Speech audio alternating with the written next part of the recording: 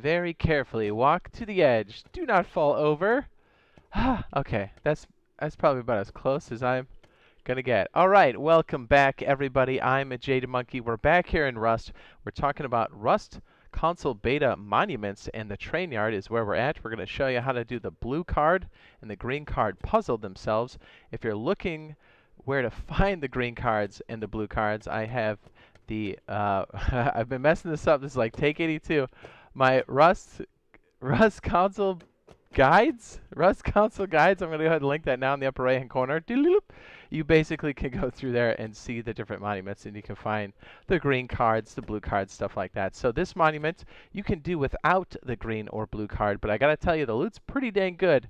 So you're going to want to make sure you bring a green card, a blue card, and a fuse or two, just in case you mess it up. But you just need one.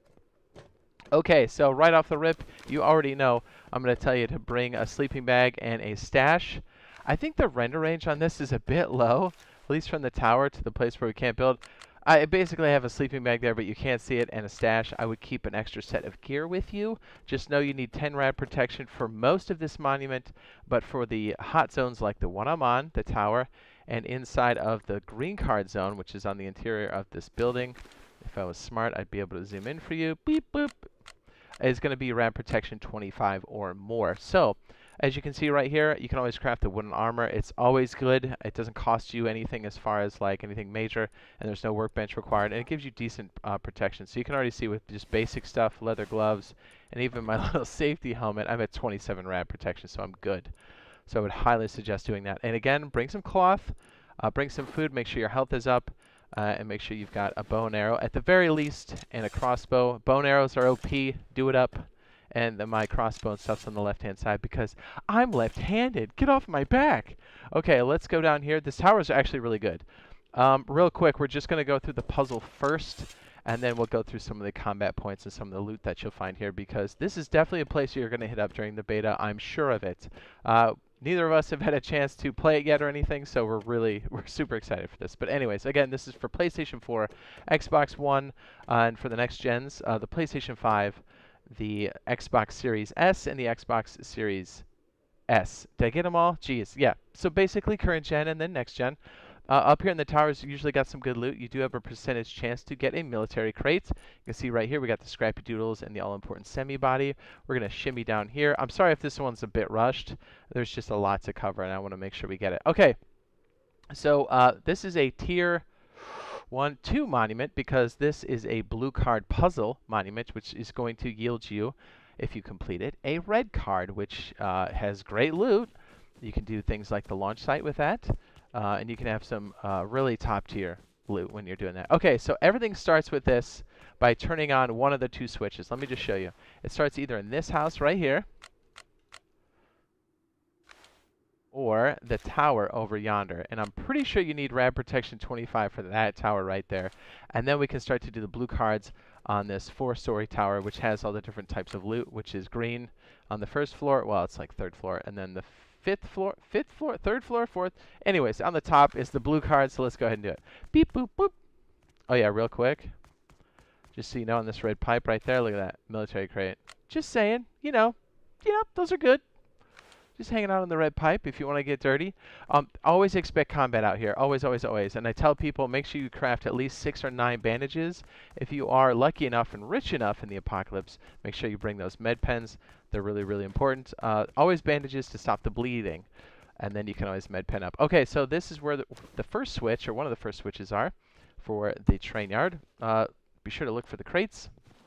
But you have to go over here and just flick the switch to on. Now, what makes this tricky is you do need 2 switches on, so you can do this solo, but it is pretty awesome if you have a team that knows what they're doing, and you can switch them all at once, and the person that has the fuse and or cards can run up to this main tower, and then you guys can really surgically remove the loot out of here, which makes it a lot of fun. Anyways, tons of combat through here, tons and tons and tons, and really good places to dip around, and there's even a tunnel system around here too. So, okay, so we're heading over to the next tower now. And if nobody flips the switch on you back there, this puzzle should operate as intended. Now, the whole point of doing this is you're actually activating the door's keycard pads so you can swipe them. And again, fuses and such will take durability damage based off of when you put them in that socket. But these should activate the actual switches so we can move in and start to do that on the main tower. So here we go. Again, super stabby place to be doing combat.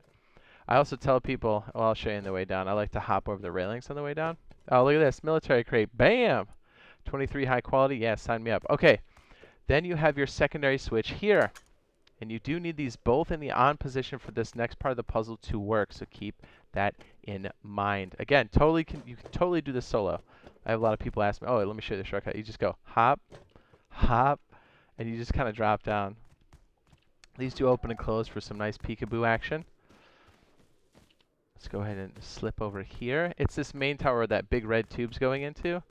And as we ascend, we will start to activate the next stage of the puzzle, which should activate the key cards. Now again, if somebody at any point flips any of these switches, this puzzle cannot be done, and you have to go back and flick those switches. So it's a cool way to play with people, or for other people to mess with you. It's pretty legit. Okay, so make sure you do have your rad protection 25 or more as you start to slip in here. And now with those key cards, with the switches activated, this fuse box can be used. So we're going to take one of the fuses, and as you can see, they should tick down if this is turned on. Actually, I think it ticks down regardless. But now that the circuit's on, the fuse is being used, we can go upstairs and start to swipe these cards. And these are where the green door has loot, and the blue card has even more loot. So when you swipe this, or when it's green, you can swipe it. You can see I took durability on the green card. Tons of loot, right? Look at this. Shelves. Look, we got barrels you can bap. We had, what is that, pipes, 5 scrappy doodles, more barrels. Beautiful.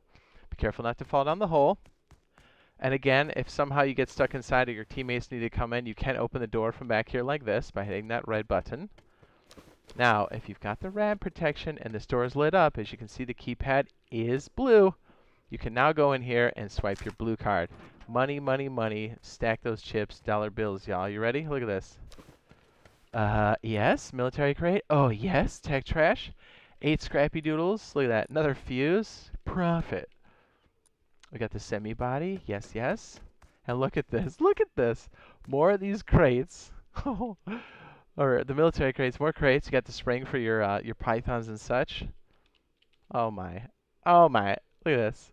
You'd probably recycle that. You'd totally wear that. Even if you're not scuba diving, I'm just saying that thing's OP. More military crate action. And the all-important red card. Now, again, in case you didn't know, at the bandit camp, if you have an excess of red cards, blue cards, and green cards, for us, we usually keep 3 of each. You can sell them back at the bandit camp for scrap. There's NPCs there. Red key card, 80 scrap. I got to tell you, when you're scrounging around for scrap and you need to research something, that 80 scrap can come in handy. Blue card is 40 and green card is 15.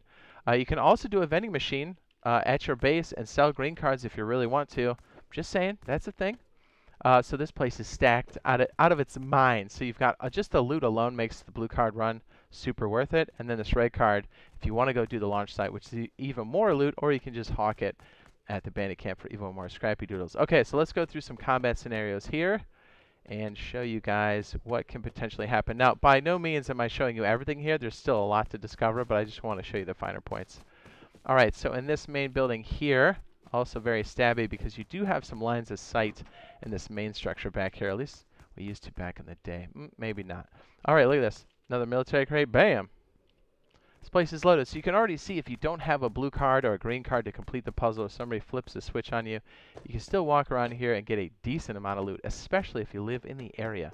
Let's go ahead and shimmy around here. I don't think there's a recycler in this building. Oh, yeah. Okay, so you definitely can shoot the other side. See this? That goes into the green room. Pretty cool, right? Repair bench. You fall down these little slats if you want to kind of move quick. Yes, building in this exterior or around the perimeter of the train yard is not bad. As a matter of fact, these high points here would give you a lot of resource type nodes. You'd be close to the harbor, and then you can start to control the upper portion, or I'm sorry, you can control the train yard because you have elevated ground here. Not a bad place, actually. This hill would be dominating, actually. Just remember, there's no build zone around train yards within a certain distance. There's a perimeter there. And then after that, you can totally build. So if you live close to monuments, you have a tendency to hit those the most. So this is never a bad one to live next to. It's always good. You've always got different options. Okay, so if I can remember right, I think this is one we can scale. Okay, yes, I did remember. So I like to jump up these. If you have a helo and you're able to do so, you can fly up here and land. It is tricky, but you can do it. Look at this. Military crate. Hello. Look at that. Hatch frame, ladder hatch frame, semi-body, more scrappy doodles. I want to say there was another crate up here. Am I crazy? Maybe not. So these are good. Also a good place to kind of hang out when you hear people's footsteps. Not a bad place to retreat to and kind of set up an ambush if you want to. Again, you can do it solo, duo, or even a Zurich if you really want to. Is there another one of these right here? Am I out of my mind? There we go. And don't forget, there's a tunnel system around here, so people can kind of pop in up under you to really get the drop on you. And these trains are quite tricky in a combat situation. I want to say there's another crate up here. I get some early Call of Duty vibes with these trains, I'm just saying. A little bit. I mean, it's still definitely Rust. It's still beautiful. But, I mean, climbing over trains like that definitely gives me early...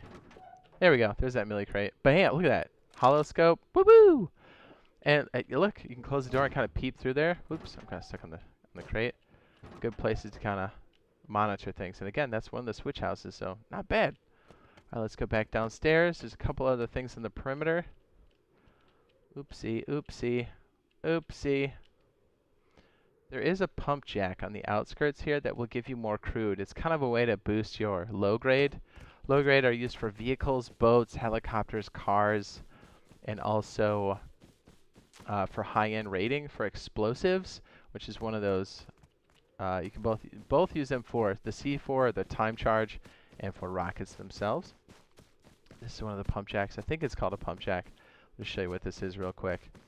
Yeah, because I don't want to make this one terribly long, but I think you guys... I really wanted to cover the puzzle portion of that because I know a lot of people are going to want to know and do it. So you do have to put low grade in here, but it gives you crude, and it should give you more. This is the output. Let me see if I can remember how this works. It's been a minute. Fun fact, back in the old days, you used to be able to make your own pump jacks like this and actually extract your own materials. Pretty sweet. Okay, this is where the fuel goes. You start it here, and over time, this will create more and more crude. So if you have the ability to refine your own crude at your base, this is not a bad place to do it. If you're feeling particularly alpha, like a Chad. Alright, so that's pretty much the in and out of the train yards for you guys to do the puzzles. There's plenty to do here, plenty to loot. If you found this useful and or helpful, be sure to drop a like and check out some more guides over on my channel, the Rust Console. What am I calling it? I messed up in the beginning. It's called the Rust Beta Guides. There we go. All kinds of different things there, and also on the cards there in the upper right-hand corner, I should be going off throughout the video. You can always check those out. And again, I've got that playlist. It'll help you find the green cards and help you get started on your first days in the Rust Console Beta. And I hope the people that have signed up have had a chance or will have a chance soon to play this. And the people that do have it, I hope are playing it and enjoying it as much as possible, because I can't wait for this thing to actually go live. It's going to be a blast. And yeah, we'll see you guys in the apocalypse on the beach with rocks. Woo-woo! All right, we'll see you guys in the next one. Love you. Bye! Medical supplies.